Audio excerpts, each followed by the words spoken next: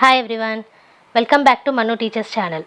So ఇవాల్టి క్లాస్లో school organisation and management అనే సబ్జెక్ట్లో 4th యూనిట్ అనేది కంటిన్యూ చేస్తున్నాము. ఆల్రెడీ 3 యూనిట్స్ అనేటివి ప్లేలిస్ట్లు కూడా అప్లోడ్ అయి ఉన్నాయి. చూడలేదంటే కనుక ఒకసారి ఛానల్ని విజిట్ చేసి చూడండి. ఇప్పటికైతే 4th యూనిట్ అనేది స్టార్ట్ చేశాం. ఇందులో ఇవాల్టి క్లాస్లో policies and programmes of secondary education అనే కాన్సెప్ట్ని చూస్తున్నాం. ఓకే, కొత్తగా ఛానల్ని విజిట్ చేసిన వాళ్ళు సబ్స్క్రైబ్ చేసేసుకోండి. మన కంటిన్యూస్ అప్లోడ్స్ అనేటివి అవుతూనే ఉంటాయి.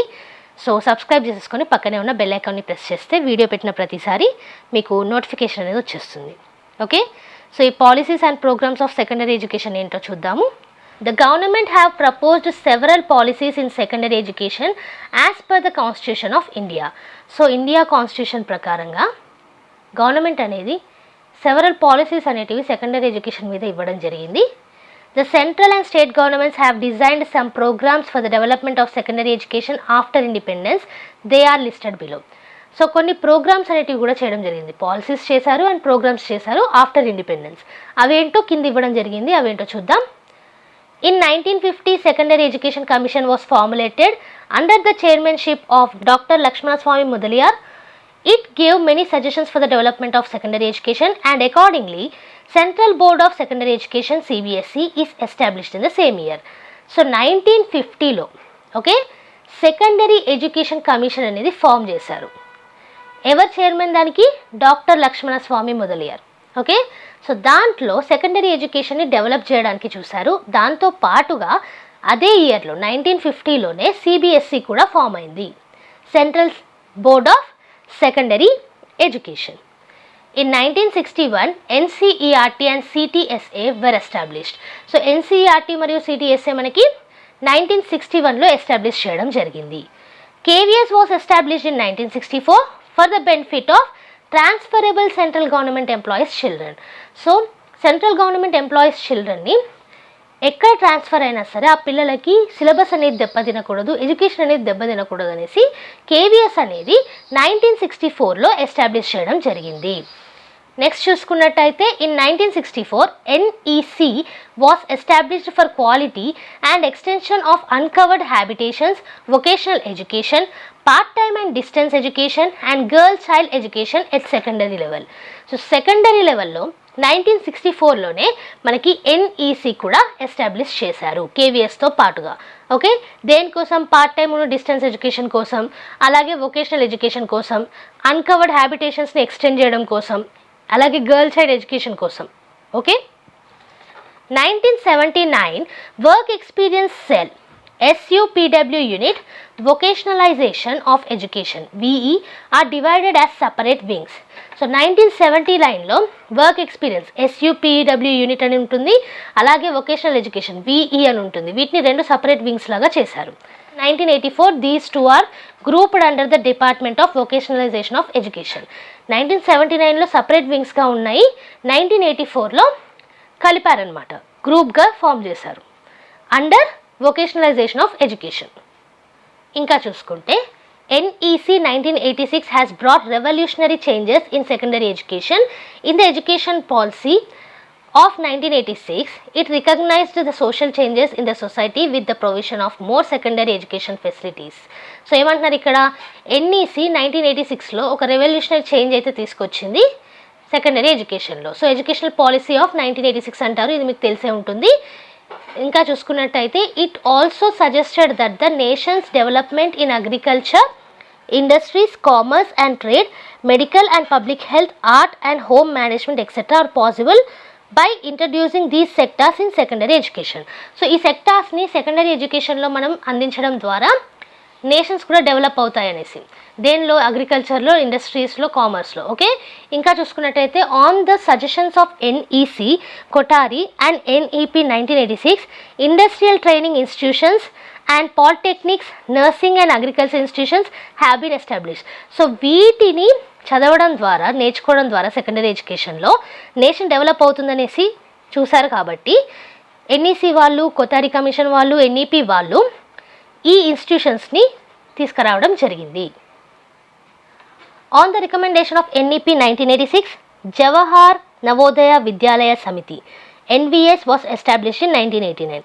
సో ఎన్విఎస్ అనేది మనకి 1989లో ఎస్టాబ్లిష్ చేశారు ఎన్ఈపి వాళ్ళు ఇచ్చిన రికమెండేషన్స్ తోటి. NOS was established in 1989 for continuous inclusive education and quality in simple and open education system. So open education system ki inclusive education quality ga andinchadaniki so వీటికి NOS అనేది 1989లో establish చేశారు. Okay, so next చూసుకున్నట్టయితే రాష్ట్రీయ మాధ్యమిక్ శిక్షా అభియాన్, దీన్నే RMSA అంటారు. This scheme was launched in March 2009 with the objective to enhance access to secondary education and to improve its quality. So ఈ స్కీమ్ని 2009లో launch చేయడం జరిగింది. ఓకే, సో ఈ స్కీమ్ యొక్క ఆబ్జెక్టివ్ ఏంటి? సెకండరీ ఎడ్యుకేషన్కి access and quality. The implementation of the scheme started from 2009 to 10. So implementation అనేది 2009-10 academic ఇయర్లో స్టార్ట్ అయింది. It is envisaged to achieve an enrollment rate of 75% from 52.26% in 2005 to 6 at secondary stage of implementation of the scheme by providing a secondary school within a reasonable distance of any habitation. So దగ్గరలో secondary స్కూల్స్ని provide చేస్తూ 2005-6లో ఉన్న 52.26% of enrolment రేట్ని 75% వరకు తీసుకురావడమే దీని యొక్క ఉద్దేశం. రాష్ట్రీయ మాధ్యమిక శిక్షా అభియాన్. ఇంకా చూసుకున్నట్టయితే the other objectives include improving quality of education imparted at secondary education level through making all secondary schools confirm to prescribed norms, removing gender, socio-economic and disability barriers, providing universal access to secondary level education by 2017, that is by the end of 12th 5-year plan, and achieving universal attention by 2020. So ఇంకా objectives ఏంటి మనకి? Quality education అనేది అందించడము secondary లెవెల్లో. So దానికి సంబంధించి కొన్ని rules అనేటివి and అలాగే జెండర్ డిస్క్రిమినేషన్ అనేది రిమూవ్ చేయడము, సోషియో ఎకనామిక్ పట్టించుకోవడము, అలాగే డిసేబిలిటీ బ్యారియర్స్ని రిమూవ్ చేయడం, ఇవన్నీ కూడా సెకండరీ లెవెల్కి యూనివర్సల్ యాక్సెస్ ఉండాలి అనేది సాధించడానికి 2017 లోపు, అంటే 12th 5-year ప్లాన్ లోపు. ఓకే, అండ్ అలాగే మొత్తం యూనివర్సల్ అచీవ్మెంట్ అనేది 2020 లోపు చేయాలనేది ఉద్దేశం అనమాట. సో ఆ స్కీమ్లో ఇంపార్టెంట్ ఫిజికల్ ఫెసిలిటీస్ ఏంటో చూద్దాము. అడిషనల్ క్లాస్ రూమ్స్ అనేటివి ప్రొవైడ్ చేయడం, ల్యాబొరేటరీస్ ప్రొవైడ్ చేయడం, లైబ్రరీస్ ప్రొవైడ్ చేయడం, ఆర్ట్ అండ్ క్రాఫ్ట్ రూమ్స్ అనేటివి ఇవ్వడము, టాయిలెట్ బ్లాక్స్ ఉండడం, డ్రింకింగ్ వాటర్ అనేది ఉండడము, రెసిడెన్షియల్ హాస్టల్స్ని ప్రొవైడ్ చేయడం, అది టీచర్స్కి. ఓకే, రిమోట్ ఏరియాస్లో, ఎందుకంటే అక్కడ ఇల్లు అనేటివి దొరకకపోవచ్చు టీచర్స్కి. సో ఇంకా చూసుకున్నట్టయితే important quality interventions provided under the scheme are appointment of additional teachers to reduce PTR to 30:1 ratio. ఇది మనకి ఐడియల్ రేషియో అండి. ఓకే, స్టూడెంట్స్కి ఒక టీచర్ ఉంటారనమాట. సో ఈ రేషియో మెయింటైన్ చేయడానికి అడిషనల్ టీచర్స్ని అపాయింట్ చేయడం. Focus on science, maths, English education. So science మరియు మ్యాథ్స్ మరియు ఇంగ్లీష్ ఎడ్యుకేషన్ మీద ఫోకస్ అనేది చేయడం. In service training of teachers, science laboratories. So science laboratories టీచర్స్కి ఇన్ సర్వీస్ ట్రైనింగ్ అనేది ఇవ్వడం. ICT enabled education. So ICT అనేది చాలా ఇంపార్టెంట్ ఇప్పుడు కాబట్టి దాన్ని ఎనేబుల్ చేసే ఎడ్యుకేషన్. అలాగే కరికులం రీఫార్మ్స్, కరికులం అనేది మళ్ళీ ఫామ్ చేస్తూ ఉండాలి.